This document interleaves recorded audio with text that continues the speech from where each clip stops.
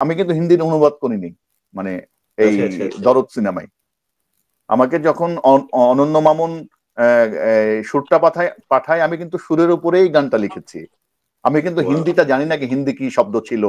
আমাকে কিন্তু বলা হয়েছিল কি হিন্দির থেকে আপনি, আমি বললাম না, আমাকে হিন্দিটা দিয়েন না, আমাকে জাস্ট সুরটা পাঠান, আমি সুরের উপরে আমার মতো আমি বাংলা লিখতে চাই। রাজ আহমেদ ভাই কি সাকিব খানকে নিয়ে কোনো সিনেমা করার তার পরিকল্পনা আছে কিনা? যেহেতু সাকিব খান এই সময়ের সবচেয়ে জনপ্রিয় এবং সবচেয়ে বাংলাদেশের সবচেয়ে জনপ্রিয় সিনেমার তারকা। তবে আমাদের ইচ্ছা আছে ভবিষ্যতে অবশ্যই সাকিব ভাইকে নিয়ে কাজ করার। কারণ আমার মনে হয় আমরা দরদে দেখলাম তুফানের যে একটা বিশাল একটা হাইপ এবং ভালো লাগা, এখনো লোকে তুফানের সাথে সবকিছু তুলনা করছে।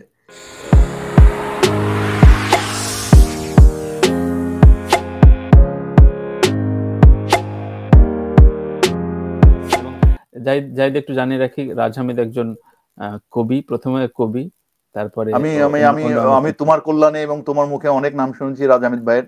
এবং আমার যদি ভুল না হয়, আমি যে আমার সাংবাদিকতায় রাজ হামিদ ভাই বাইস্কোপ নামে একটা মানে কোন ইয়ের সাথে জড়িত আছে। তোমার মুখে অনেক অনেক নাম শুনেছি আমি ওনার। মানে বাংলাদেশের সিনেমাকে আমি বলি কি, রাজ আহমেদ ভাই বাংলাদেশের সিনেমাকে আসলে আমেরিকায় বা দেশের বাইরে মানে ছড়িয়ে দেওয়ার জন্য রাজ আহমেদ ভাইয়ের অনেক অবদান। মানে আমি তোমার মুখে গল্প শুনে আমি যেটা যতটুকু বুঝেছি আর কি। ডেফিনেটলি। একটি প্রশ্ন যদি রাখতে বলি জাহিদ আকবরকে, রাজ হামিদ আপনি প্রশ্ন রাখতে চান জাহিদ আকবরকে? আমি সবসময় মনে করি, যেহেতু কবিতা লিখতাম এককালে, এখন একটু লেখালেখির চেষ্টা করি, গান লেখাটা আমার কাছে খুব টাফ মনে হয়, খুবই টাফ। মানে এত ছোট, মানে একটা পরিসরে, মানে ছোট কয়েকটা শব্দের মধ্যে একটা বিশাল একটা অনুভূতিকে তুলে ধরেন, যেটা উইল করসপন্ড স্ক্রিনে, যেটা হচ্ছে যে মুডটা স্ক্রিনে আছে ওটা তৈরি করা, এটা কিন্তু ভীষণ একটা কঠিন ব্যাপার। এবং আমি জাহিদ আকবরকে অত্যন্ত মনে করি যে এই দরদ দেখে আমি তার ভক্ত। কারণ আমি ওই জিনিসটা দেখি, কারণ আমি নিজে লিখি তো আমি জানি এটা কতখানি টাফ, এবং আমি কখনো ডেলভ করিনি এটাতে, কারণ এটা আমার আয়ত্তের বাইরে আমার মনে হয়। তো ছবির গানগুলা একেবারে প্রত্যেকটা গান খুব টেলিং, এবং খুবই আমি বলবো যে গানের কথাগুলো কিন্তু অনেকে মাঝে মাঝে সুরটাতে হারিয়ে যায়, কিন্তু গানের কথাগুলো যদি সেরকম হয় তাহলে এটা একটা সংমিশ্রণ হয়।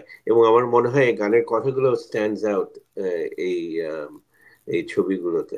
আমি নিজে গানটা তো বারবার শুনেছি, এবং আমার মনে হয় জাহিদ ভাই একটা জিনিস, এটা হিন্দিতে হয়েছে এবং বাংলায় হয়েছে, সুতরাং আপনার দুটা আপনার হিন্দির সাথেও কিন্তু তাল মিলিয়ে বাংলাটা করতে হয়েছে।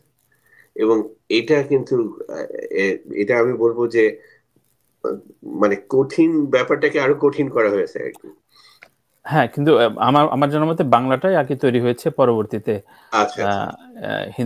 হিন্দিটা রাইট জাহিদ? রাজ আহমেদ ভাইয়ের আমি কথা সূত্র ধরে প্রথমে বলে, আপনি যেহেতু শব্দের আশেপাশে থাকেন এবং আপনি কবিতা লেখেন, কবিতা পছন্দ করেন, এবং আপনি একজন মানে কবি, এবং আপনার কথা শুনে কিন্তু আমার সেটাই মনে হয়েছে কি আপনি আসলে শব্দের আশেপাশে থাকতে পছন্দ করেন। এবং শব্দের আশেপাশে যে থাকতে পছন্দ করে, আমার মনে হয় তার পক্ষে গান লেখা কোনো মানে গান কবিতা কিন্তু কাছাকাছি একটা বিষয়। জাস্ট কিছু কিছু বিষয়, যেমন সুর এবং মাত্রার বিষয়টা যদি আপনি একটু আয়ত্তে আনতে পারেন, তাহলে আমার মনে হয় গান লেখা কোনো মানে কোনো ঘটনায় না, কোনো ব্যাপারই না। এবং আমার মনে হয় আপনি চাইলে চেষ্টা করলে আমার মনে হয় আপনিও লিখতে পারবেন। মানে গান লেখা আসলে যে কবিতা লিখতে পারে, যে ভালো কবিতা লিখতে পারে, আমার মনে হয় তার পক্ষে গান লেখা মানে সম্ভব। আর আপনি যে গানের কথা বললেন, এই গানটা আসলে আমি সুরের উপরে লেখা, মানে সুরের উপরে লেখা। একটা ঝামেলা হলো কি, আমি কিন্তু হিন্দির অনুবাদ করিনি, মানে এই দরদ সিনেমায়।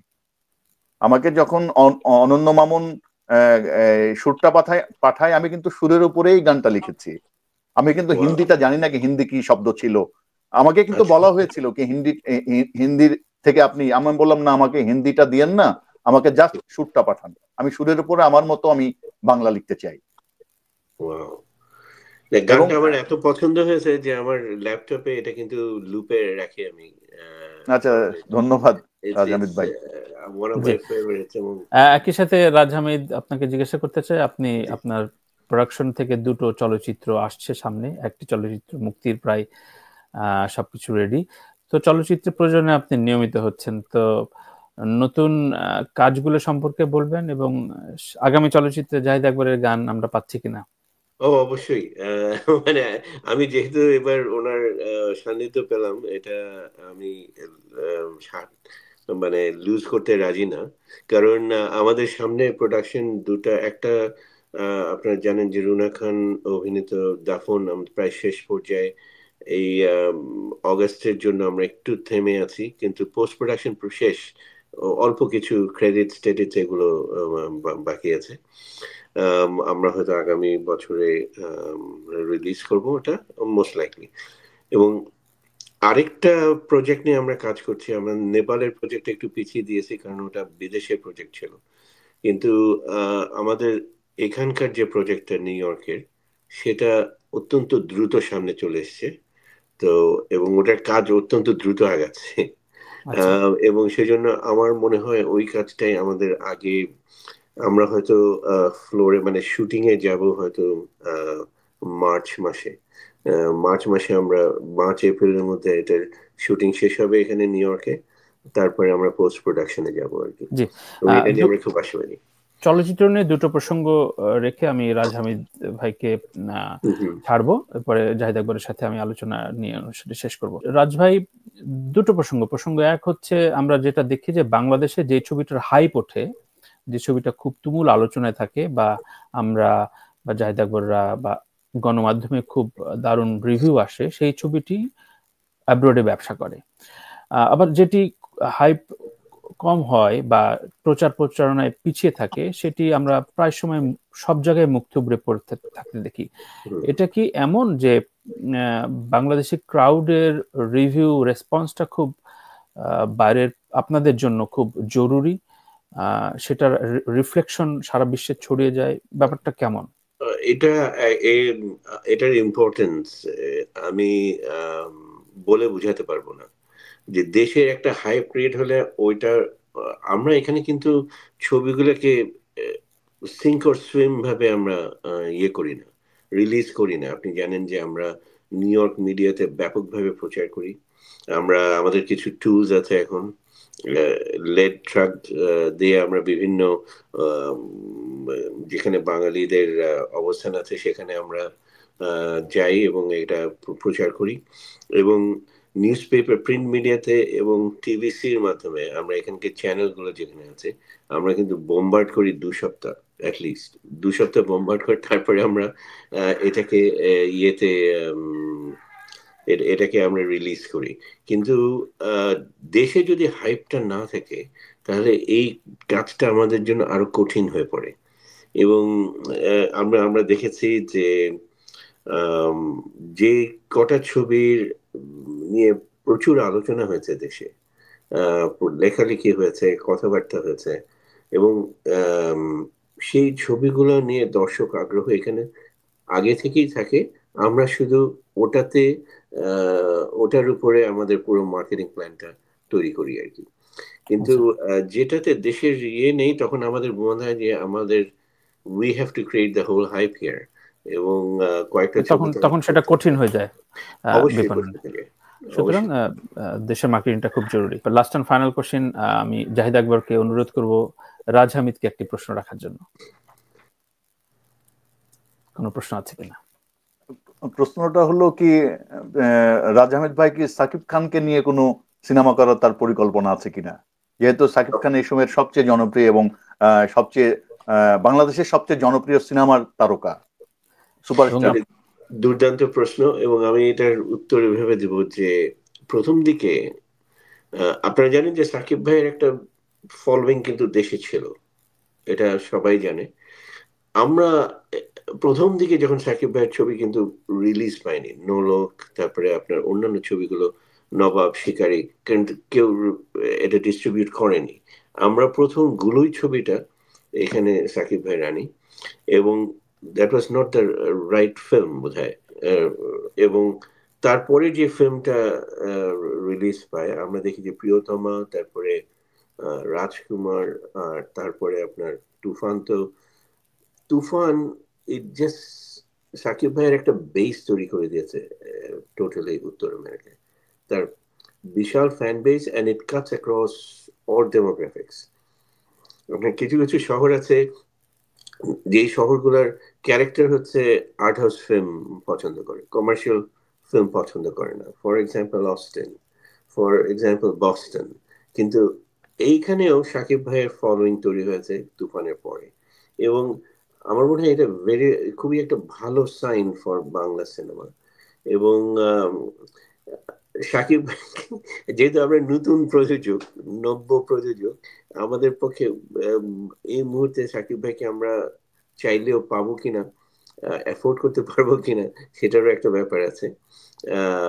তবে আমাদের ইচ্ছা আছে ভবিষ্যতে অবশ্যই সাকিব ভাইকে নিয়ে কাজ করার। কারণ আমার মনে হয় আমরা দরদে দেখলাম তুফানের যে একটা বিশাল একটা হাইপ এবং ভালো লাগা, এখনো লোকে তুফানের সাথে সবকিছু তুলনা করছে।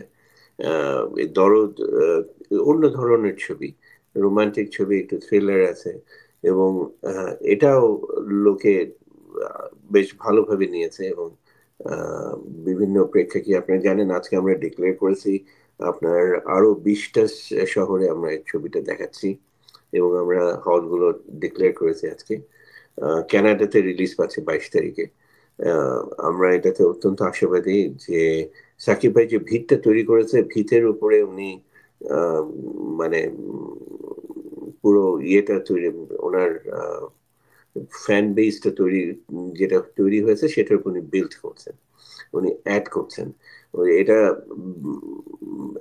আগে একটা ইয়ে ছিল যে সাকিব ভাইয়ের ছবি তো একটু অন্যরকম হয়, আমরা দেখবো কিনা, ওই জিনিসটা আর নাই। তুফানের পরে দ্যাট হ্যাজ, প্রিয়তমা এবং তুফানের পরে ওটা একেবারেই মহিলারাও has come in droves to see the film. এবং আমার মনে হয় যে উনি যেটা খুব টাফ করা, এবং আমি সবসময় বলি যে এটার জন্য আমি কিন্তু খুব সন্দিহান ছিলাম যে পারবেন কিনা, কিন্তু আমি দেখেছি যে উনি নিজেকে ভেঙে মানে বাইরের যে মার্কেটটা, এই মার্কেটটার জন্য নিজেকে ভেঙে যেভাবে উপস্থিত করেছেন, এটা বাংলা সিনেমার জন্য খুবই খুবই একটা পজিটিভ দিক হয়ে থাকবে। এবং আমার মনে হয় যে এই এই ধারাটা উনি যদি বিভিন্নভাবে বজায় রাখতে পারেন সামনের ছবিগুলোতে, আপনারা জানেন যে তুফান 2 হয়তো আসবে 2025-এ, তারপরে ওনার আরেকটা ছবি বরবাদ আসছে রোজার ঈদে, তারপরে আরেকটা ছবি যেটা রাহান রাফির সাথে করার কথা, সেটাও হবার সম্ভাবনা আছে। So he is all over the map in 2025। এবং দর্শকরা এখনই জিজ্ঞেস করছে যে তুফান 2 কবে আসবে। বিভিন্নখানে আমি নিউ ইয়র্কে যখন লোকদের সাথে দেখা হয়, প্রথম কথা হচ্ছে যে আচ্ছা তুফান 2 কবে আসছে। মানে এটা দুর্দান্ত ব্যাপার আমার মনে হয়। থ্যাংক ইউ রাজমিত ভাই, আপনার সাথে আপনি অনন্য মামুন সহ দরদের আরেকটি সেশন আমরা আলোচনা করব, সে সময় আপনার সাথে দেখা হবে। আপাতত আপনাকে সাইন আপ করছি। ধন্যবাদ আমাদের এই আলোচনা অংশ নেওয়ার জন্য।